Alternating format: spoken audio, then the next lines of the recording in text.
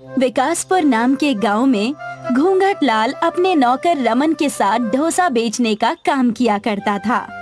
रमन घूंघट लाल के दुकान पर काम करता था।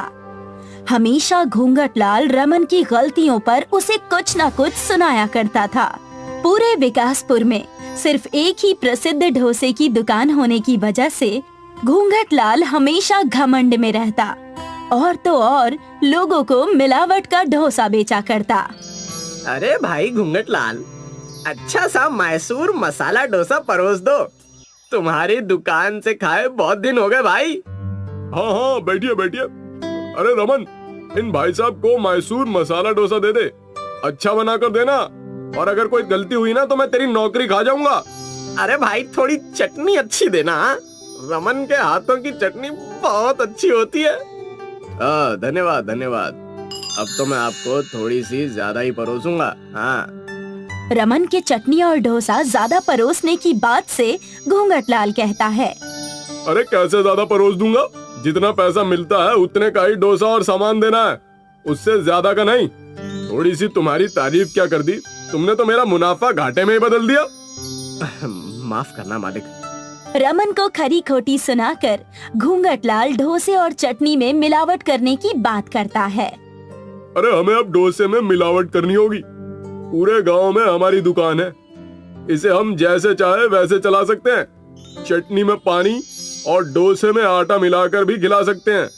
कम पैसे लगाकर अच्छा मुनाफा कमा सकते हैं। अच्छा, लेकिन मालिक, हमें गांव वालों के साथ ऐसा करने की क्या जरूरत है? हमारा तो अपना पहले से ही व्यापार अच्छा चल रहा है।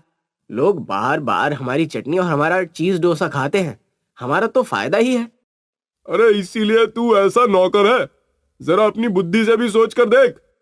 मालिक, आप हमेशा मेरी बुद्धि के बारे में कहते रहते हैं।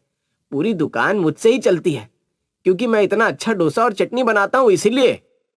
घूंघट लाल और रमन में कहासुनी हो जाती है।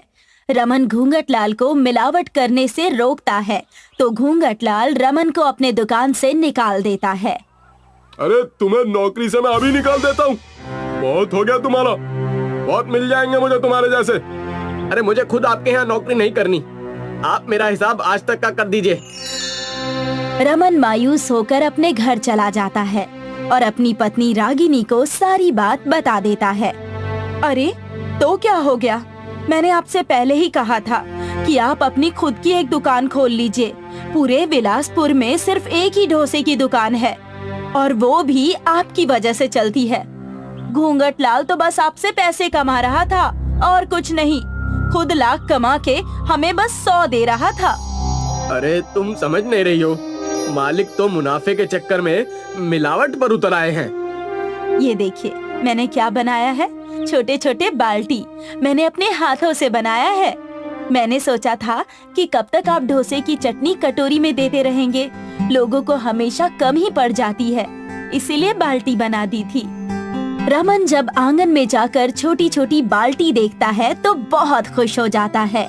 रागिनी ने उसके बारे में इतना सोचा जो था। मैंने फैसला कर लिया है, मैं और तुम मिलकर एक अपनी डोसे की दुकान खोलेंगे।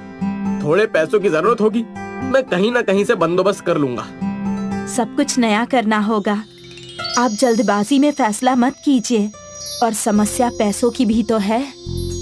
रमन अपनी समस्या लेकर गांव के सबसे बड़े जमींदार के पास चला जाता है और अपनी सारी समस्या उन्हें जाकर बता देता है। अरे आओ आओ रमन आओ। अरे कई दिनों बाद दिखाई पड़ रहे हो। कैसा चल रहा है घूंघट लाल का व्यापार? जी मैंने उनकी दुकान छोड़ दी और मैं आपसे इसी सिलसिले में बात करने आया था। हाँ कहो, मैं क्या मदद कर सकता हूँ तुम्हारी? दरअसल मुझे कुछ पैसों की जरूरत है, मैं खुद की डोसे की दुकान खोलना चाहता हूँ। अरे भाई ये तो बहुत अच्छी बात है, मैं जरूर तुम्हारी मदद करूंगा, लेकिन तुम्हें उसके लिए मुझे हर महीने कुछ पैसे देने पड़ेंगे।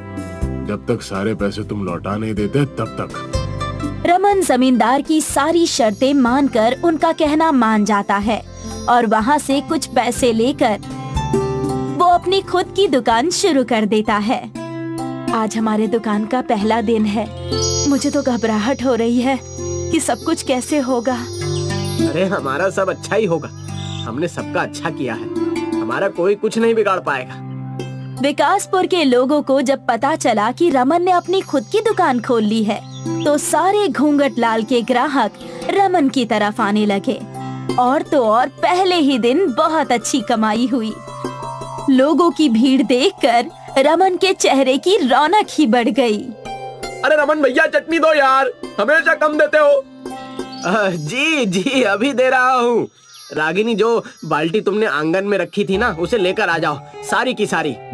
लोगों को रमन की डोसे और चटनी इतनी पसंद आती कि वो लोग दोबारा ले लेकर खाते थे। रमन ने तरकीब लगाई, रागिनी के बनाए हुए छोटे छोटे बाल्टियों में चटनी देना शुरू कर दिया, जिससे लोगों के पास एक बार में ही अच्छी खासी चटनी आ जाती और वो अपना चीजी बाल्टी डोसा खूब एंजॉय करते। घूंघट लाल ने अपने दुकान पर गांव के ही एक आदमी को काम पर रख लिया और उसे ही मिलावट का डोसा और चटनी बेचने को कहता। अरे एक तो हमारा मुनाफा पहले से ही बहुत कम हो गया और तुम हो कि धीरे धीरे हाथ चला रहे हो। जल्दी जल्दी काम करो। अरे कोई दुकान पर आता तो है नहीं, पूरा विकासपुर रमन के हाथ से चीज बाल्टी डोसा खाने लगा है। अरे तुम भी कुछ ऐसा ही आविष्कार करो जिससे हमारी दुकान फिर से चलने लगे। कई कोशिशों के बाद भी घूंघट लाल की दुकान नहीं चलती और एक दिन मिलावट का डोसा खाने की वजह से विकासपुर के जमींदार के बेटे की तबीयत खराब हो जाती है, जो डोसा उसने घूंघट लाल के यहाँ खाया होता है।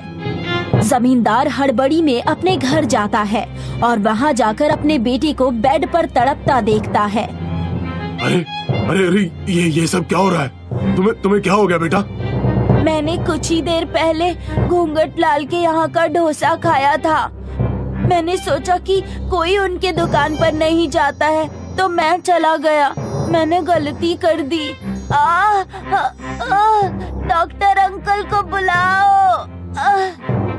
अपने बेटे की गंभीर हालत देखकर जमींदार घूंघट लाल के दुकान पर जा पहुंचता है और उससे जाकर गुस्से में कहता है, तुम्हारी खैर नहीं, आज या तो तुम रहोगे या मैं। तुम्हारा डोसा खाने के बाद मेरा बच्चा बीमार पड़ गया, तो मैं पुलिस के हवाले कर दूंगा। अरे मुझे माफ कर दीजिए जनाब, बड़ी भूल हो गई, मुझे माफ कर दीजिए। मिलावट और सस्ता सामान अब मैं कहीं नहीं बेचूंगा। ये सारी चीजें तुम पुलिस को जाकर बताना। अब चलो मेरे साथ। जमींदार घूंघट लाल को पुलिस के हवाले कर देता है। वहीं कुछ ही महीनों बाद रमन सारे पैसे जमींदार को लौटा देता है और उनके बेटे को आराम करने की सलाह देता है। खुशी के कारण रमन पूरे घर के लिए चीजी बाल्टी डोसा लेकर जाता है और जमींदार ने जो उसकी मदद की थी उसका शुक्रिया अदा करता है। रागिनी और रमन का व्यापार बहुत तेजी से चलने लगता है और वहीं घूंघट लाल को उसके लालच की सजा मिल जाती है। केशव का कपड़ा बनाने का कारखाना था। इस कारखाने में 3 मजदूर काम करते थे, मूर्ति, भंवर और मुकेश। अरे मुकेश, इस हफ्ते कितना रोल कपड़ा निकला? मालिक 15 रोल। अरे लेकिन हर हफ्ते तो 16 रोल निकलते थे ना, तो इस हफ्ते एक कम कैसे? वो मालिक, मूर्ति पिछले हफ्ते लेट आ रहा था, इस वजह से वो हो सकता है। ऐसा? वो क्या इस कारखाने को अपने बाप का समझता है? जब मन किया मुंह उठाए चले आए। उसे बोल दो कि ऐसा नहीं चलेगा। ठीक है मालिक। हालांकि सच ये था कि ना ही मूर्ति लेट आया था और ना ही उसने काम कम किया था। काम चोरी तो खुद मुकेश कर रहा था और इसका कारण था उसका नया मोबाइल फोन। जब मुकेश और भंवर काम करते थे तब मुकेश अपने फोन पे वीडियो देखते बैठा रहता था। अगले हफ्ते भी जब कपड़े का उत्पादन कम हुआ तो केशव भड़क गया। इस हफ्ते भी बस 15 रोल? क्या इस हफ्ते भी मूर्ति लेट आ रहा था? वो मालिक, हाँ, तो उससे बोल दो घर जाने के लिए। कल से उसे काम पर आने की कोई जरूरत नहीं है और तुम किसी दूसरे आदमी को ढूंढो जिसे काम की जरूरत हो और जो हमारा काम ईमानदारी से करे। ठीक है मालिक। मुकेश मूर्ति के पास गया। मूर्ति, मालिक ने तुझे काम से निकाल दिया है। अयो, पर ऐसा क्यों? मुझसे ऐसी क्या गलती हो गई जी? गलती नहीं हुई, बस अब काम घटने वाला है तो मालिक ने लोग भी कम कर दिए। मैंने बहुत कोशिश की उन्हें समझाने की, पर उन्होंने मेरी एक नहीं सुनी। पर तुम डरो मत, मैं तुझे कहीं और नौकरी दिला दूंगा। मूर्ति चिंतित हो गया। अब उसके परिवार का क्या होगा? अचानक नौकरी जाने से उसके सर पर दुखों का पहाड़ टूट पड़ा था। मूर्ति घर लौटा। कल आपके डिब्बे में डोसा देने वाली हूँ जी। आपके दोस्तों को मेरे बनाए हुए डोसे बहुत पसंद है ना? अयो, अब डब्बे की कोई जरूरत नहीं जी। क्या मतलब जी?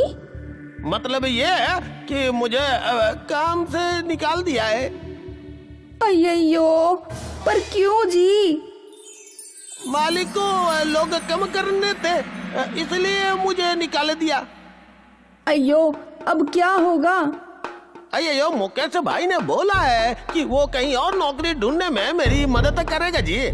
अब देखते हैं। आपको जल्दी दूसरी नौकरी मिल जानी चाहिए जी, वरना नंदिनी की स्कूल की फीस कैसे भरेंगे? पुष्पा और मूर्ति दोनों उदास थे। घर का खर्च, बच्ची की स्कूल की फीस, ये सब वो कैसे भरेंगे, यही चिंता उन्हें सताए जा रही थी। अगले दिन मूर्ति कई जगह गया काम की तलाश में, पर कहीं भी उसे काम नहीं मिला। उसके हाथ केवल निराशा ही लग रही थी। अगले कुछ दिनों तक यही सिलसिला चलता रहा। वो कई कारखानों में भी गया, पर कोई फायदा नहीं। क्या आपको नौकरी मिल गई? अरे नहीं जी, हर जगह वही मारा मारी है, कहीं भी कोई काम नहीं है जी। तो आप कोई छोटा मोटा व्यापार कर लीजिए। अयो, व्यापार करने के लिए मुझे आता ही क्या है? बस एक कपड़ा बनाना ही तो आता है, पर उसके लिए भी तो बड़ी बड़ी मशीनें चाहिए जी। है क्या हम मिलकर कुछ काम कर सकते हैं जी? जैसे क्या? आप और आपके दोस्त हमेशा मेरे डोसों की तारीफ करते रहते हैं। क्या हम लोग मिलकर डोसा बेच सकते हैं? वैसे सुझाव बुरा नहीं है जी। डोसे का ठेला डालने में खर्चा भी कम होगा और आमदनी भी होंगी। है कुछ नहीं करने से तो यही अच्छा है जी। है? अरे वाह, मुझे उम्मीद है कि हमारे साथ सब कुछ अच्छा ही होगा। हाँ। अगले दिन गांव के चौराहे पे मूर्ति और पुष्पा ने अपना डोसे का स्टॉल लगा लिया। हे भगवान, हमारी मदद कर। स्टॉल खुलते ही वहाँ एक ग्राहक आया। एक मसाला डोसा मिलेगा क्या? हाँ हाँ, और देखते ही देखते काफी ग्राहक आने लगे। पुष्पा और मूर्ति दोनों बहुत खुश थे। पहले ही दिन उनका डोसे का व्यवसाय चल पड़ा था।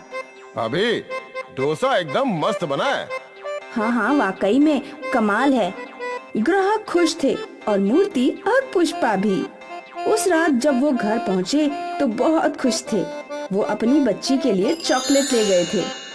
ये देखो नंदनी, पापा तुम्हारे लिए क्या लाए जी? अरे चॉकलेट! नंदिनी ने पापा के हाथों से चॉकलेट ले लिया और उन्हें किस्सी भी दी। मूर्ति आज बहुत खुश था। अयो पुष्पा, आज हमने 1000 रुपए कमाए हैं जी। है? बाप रे, इतने! अब रोज मूर्ति नोट गिना करता था। जल्द ही उनकी गरीबी दूर होने वाली थी। अगले दिन जब मूर्ति और पुष्पा ग्राहकों को डोसा दे रहे थे, तभी गांव का रईस सेठ लालचंद उनके डोसे के ठेले पर पहुंचा। अरे रे सेठ जी, आप यहाँ? हाँ, तुझसे एक काम था। अगले हफ्ते मेरी बेटी की शादी है। पूरे गांव को बुलवाया है। क्या तू इतने सारे मेहमानों के लिए डोसा बना पाएगा? लेकिन याद रखना, मेरा कोई भी मेहमान बिना डोसा खाए वापस लौटना नहीं चाहिए। लगभग 1000 लोग तो होंगे ही, और सबको तेरा स्पेशल मसाला डोसा ही पसंद आएगा। याद रहे, लड़के वालों के सामने मेरी नाक ना कटे। ठीक है सेठ जी। है? एक मसाला डोसा के 20 रुपए, तो लगभग 1000 के हुए 20,000 रुपए। सेठ लालचंद ने मूर्ति को 10,000 रुपए दे दिए। ये 10,000 एडवांस है और 10,000 शादी के बाद ले लेना। ठीक है जी सेठ जी। सेठ जी के वहाँ से चले जाने के बाद 1000 मसाला डोसे मैं कैसे बनाऊंगी? अयो, लगता है हमें और लोगों को रख लेना चाहिए जी। पर फिर भी 1000 मसाला डोसा बनाना कोई मजाक का काम नहीं है, वो भी शादी के लिए। सोचो कोई ऊंच नीच हो गई तो? शादी में अभी 1 हफ्ता है, हम कुछ ना कुछ सोच ही लेंगे। एक दिन के हमें 20,000 रुपए मिल रहे हैं, वो सोचो। मूर्ति और पुष्पा दोनों तरीके ढूंढने लगे जिससे वो लोग 1000 डोसे कुछ ही घंटों में बना सकें। सोते वक्त भी वो दोनों वही सोच रहे थे। अगर हम लोग 10 डोसा बनाने वाले रखे तो? तब भी एक बंदा 1 घंटे में बस 40 डोसे ही बना पाएगा। हाँ वो भी है, कुछ और है सोचता हूँ जी। अब सेठ की बेटी की शादी में बस 1 दिन बचा था। अब भी मूर्ति और पुष्पा तरीका ढूंढ रहे थे जिससे वो लोग 1000 डोसे बना सकें।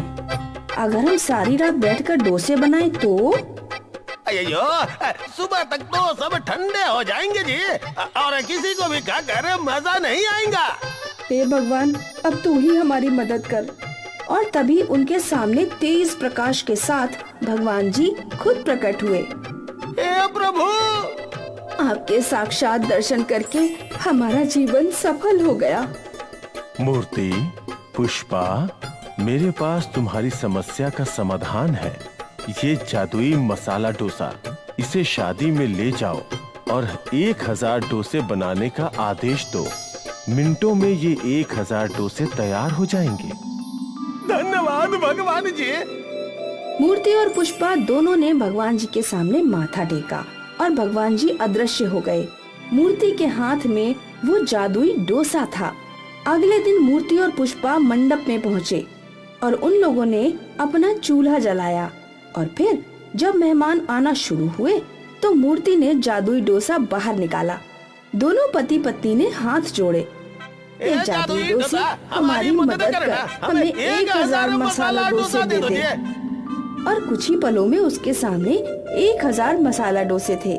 जैसे जैसे मेहमान आते जा रहे थे वैसे वैसे मूर्ति और पुष्पा उनके हाथों में मसाला डोसा थमा रहे थे। अरे वाह, ये तो बिल्कुल गरम है। और बहुत ही स्वादिष्ट भी। मेहमानों ने मसाले डोसे की बहुत तारीफ की और सेठ लालचंद भी बहुत खुश हुआ। शादी के बाद सेठ लालचंद मूर्ति और पुष्पा के पास पहुंचा। तुम दोनों ने बहुत बढ़िया काम किया। वैसे मुझे तुम्हें 10,000 देने थे, पर आज मैं बहुत खुश हूँ। ये लो 20,000। 20,000 रुपए पाकर मूर्ति और पुष्पा दोनों बहुत खुश थे। फिर क्या था, जादुई डोसे की वजह से मूर्ति और पुष्पा ने बड़े बड़े शादी और पार्टीज के ऑर्डर लिए और कुछ ही दिनों में वो गरीब से अमीर बन गए। उनकी किस्मत चमक गई। आनंदपुर गांव में नदी के बीचों बीच एक बहुत ही प्रसिद्ध मंदिर था। इस मंदिर के बाहर वेंकट का एक छोटा सा स्टॉल था। इस स्टॉल में वो इडली, वड़ा और डोसा बेचा करता था। दर्शन करने आए हुए भक्त वेंकट के स्टॉल पर नाश्ता करते थे। भैया, एक मसाला डोसा दो और 2 प्लेट वड़ा सांभर देना। आप बैठिए भैया, मैं अभी ले आता हूँ। वेंकट की पत्नी डोसा बनाया करती और वेंकट ग्राहकों को संभालता था। वेंकट सारे ग्राहकों से बहुत अच्छे से बातें करता था। लोगों को वेंकट के डोसा स्टॉल पे डोसा खाना पसंद था।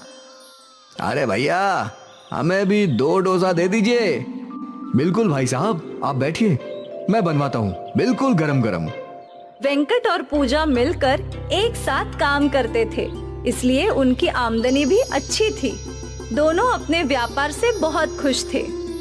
बेटा, आओ आओ बाबा, आप बैठिए, मैं आपके लिए कुछ लाता हूँ।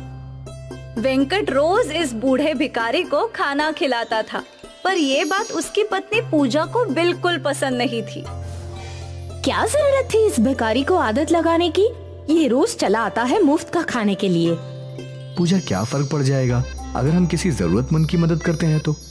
अरे पर आप अगर इसे मुफ्त में खाना ना दो तो क्या ये मर जाएगा? ये कुछ ना कुछ और कर ही लेगा ना। भगवान का दिया बहुत कुछ है हमारे पास। मुझे नहीं लगता है कि हमें किसी की मदद के लिए झिझकना चाहिए। जय हो दयावान, आप यूं ही लुटाते रहो। ऐसा ही चलता रहा तो यहाँ भिखारियों की लाइन लग जाएगी, लाइन। मुझसे जितना बन पड़ेगा उतना करूंगा, बाकी भगवान मालिक है। वेंकट ने उस बूढ़े भिखारी के लिए कुछ वड़े, इडली और चटनी भरी और उसे दे दी। भगवान तुम्हारा भला करे। बूढ़ा भिखारी खाने लगा। तभी वहाँ मंदिर का पंडित आया। पंडित दिखने में गोल मटोल था, छोटा कद और मोटी तोंड। जय माता दी। जय माता जी। पंडित जी आइए, आइए ना, बैठिए। पूजा ने पंडित के लिए टेबल साफ किया और पंडित बैठ गया। क्या खाएंगे आप पंडित जी? 2 प्लेट वड़ा, 2 प्लेट इडली, 2 डोसा। आज के लिए बस इतना ही। अभी लाती हूँ। पूजा पंडित की सेवा में जुट गई। तभी वेंकट उसके पास गया। मैं इस बाबा को मुफ्त खिलाता हूँ, वो तो गरीब है। ये पंडित तो बहुत अमीर है, तो इसे मुफ्त खिलाती है। ब्राह्मणों के बारे में ऐसा नहीं बोलते। शास्त्रों में लिखा है ब्राह्मणों को खिलाने से पुण्य मिलता है। और जब से मैंने इस पंडित को खिलाना शुरू किया है, देखो हमारा धंधा बढ़ गया है। जैसी जिसकी सोच, तुम इस ब्राह्मण की सेवा करो। मैं जा रहा हूँ भगवान जी के दर्शन करने। ठीक है, जाओ। वेंकट मंदिर में पहुंचा और उसने भगवान जी के सामने हाथ जोड़ा। हे प्रभु, हमेशा मेरे साथ रहना और सबका भला करना। मेरी पत्नी सोचती है कि भरे हुए पेटों को भरकर वो पुण्य कमाएगी। मैं जानता हूँ ये गलत है प्रभु, पर अपनी कृपा उस पर भी बनाए रखना। वेंकट अपने साथ सभी का भला चाहता था। वो एक बहुत अच्छा इंसान था। अपनी पत्नी से छुप छुप कर वो गरीब लोगों को मुफ्त में खाना खिलाया करता था। भगवान तेरा भला करे। वेंकट को जरूरतमंदों की मदद करने से बहुत खुशी मिलती थी, इसलिए वो छुपते छुपाते अच्छे काम करता ही रहता था। वही उसकी पत्नी पूजा मतलबी थी। वो सोचती थी कि भगवान उनका ही भला करे और इसी वजह से वो ब्राह्मणों की सेवा किया करती थी। खैर, ये सिलसिला चलता रहा। वेंकट और पूजा का डोसा स्टॉल भी ठीक ही चल रहा था। वेंकट गरीबों की मदद करता और पूजा ब्राह्मणों की सेवा करती। रोज सुबह 5 बजे की पहली नाव पकड़कर वेंकट और पूजा मंदिर पहुंचते थे और फिर वहां अपना व्यापार लगाया करते थे और सुबह से ही उनके ठेले पर ग्राहक आ जाते थे। फिर बरसात का मौसम आया। वेंकट और पूजा रोज की तरह नाव में सवार थे। आज लगता है तेज बरसात होगी। मतलब ग्राहक कम होंगे। वो तो है, पर जितने भी लोग हैं उनको भूखा थोड़ी रख सकते हैं। ठीक है, लेकिन जब मंदिर खाली हो जाएगा हम घर लौट आएंगे। ठीक है। वेंकट और पूजा नदी पार करके मंदिर के पास पहुँचे और रोज की तरह उन दोनों ने अपना ठेला लगाना शुरू किया। बरसात तेज हो रही थी। मुझे नहीं लगता आज कुछ खास ग्राहक आएंगे। देखते हैं। बस तभी 2-3 लोग उनके ठेले पे आए। आइए आइए भैया, बैठिए। हमें 3 प्लेट इडली और 2 प्लेट वड़ा दे दो। जी, अभी लाया। पूजा ने इडली वड़े तैयार किए और वेंकट ने ग्राहकों को दे दिए। ग्राहकों ने खाना शुरू किया। उन सबका खाकर खत्म हो गया, पर फिर भी बरसात नहीं रुकी। लगता नहीं है आज ये बरसात रुकेगी। हाँ, बरसात के कारण मंदिर में श्रद्धालु भी कम हैं। उस आदमी ने वेंकट को पैसे दे दिए। हम लोग कुछ देर यहीं इंतजार करेंगे, बरसात रुकते ही चले जाएंगे। जी चलेगा। वो लोग काफी देर तक इंतजार करते रहे, पर बरसात नहीं थमी। फिर वो लोग भीगकर नदी तक पहुँचे। नदी का विकराल रूप देखकर वो हैरान थे। नदी में एक भी नाव नहीं थी और नदी के पानी का स्तर बढ़ता ही जा रहा था। वो लोग दौड़ते हुए वेंकट के पास आए और उसे ये सब बताया। ये बाढ़ हम सबको डुबा देगी, हम में से कोई नहीं बचेगा। तभी उनके सामने वो बूढ़ा भिखारी आया। बचाने वाला वो है तो भला कोई क्या मारेगा। यहाँ हम सबकी जान पर बनाई है और ये भिखारी हंस रहा है। हमें कुछ तो करना होगा। हे भगवान, हम सबको सुरक्षित किनारे पहुंचा दो। हे भगवान, कृपा करो। वेंकट भगवान जी से प्रार्थना करने लगा। तभी उस बूढ़े भिखारी ने सामने रखी एक डोसे की प्लेट उठा ली। हम सब इतने बड़े खतरे में हैं और तुझे खाने की पड़ी है। मेरे पीछे आओ। भिखारी के साथ सभी लोग नदी के पास पहुँचे। भिखारी ने उस डोसे की प्लेट को जमीन पर रख दिया और अपनी आंखें बंद कर ली और जादू से उस डोसे का आकार बढ़ने लगा। डोसे का आकार इतना बड़ा हो गया कि मानो बड़ी नाव हो। वहाँ खड़े सभी लोग हैरान थे। ये जादुई विशाल डोसा नाव नदी को बड़ी आसानी से पार करा लेगी। तुम सब इसमें बैठ जाओ। सभी लोग नाव में बैठ गए सिवाय उस भिखारी के। आप भी आइए। नहीं बेटा, मुझे बचाने वाला वो है, तुम सब जाओ। भिखारी के इशारा करते ही विशाल डोसा नाव नदी में तैरने लगी। पानी की बड़ी बड़ी लहरों का उस नाव पर कोई असर नहीं था। अंदर बैठे सभी लोग सुरक्षित थे। वो सभी लोग दूसरी ओर पहुंच गए। सभी ने भगवान जी का शुक्रिया किया और उनके उतरते ही विशाल डोसा नाव पानी में डूब गई। आज वेंकट के साथ सभी लोगों ने एक करिश्मा देखा था, विशाल डोसा बोट का करिश्मा। शायद वेंकट की अच्छाई ही थी कि उसे जादुई विशाल डोसा बोट बचाने आई थी।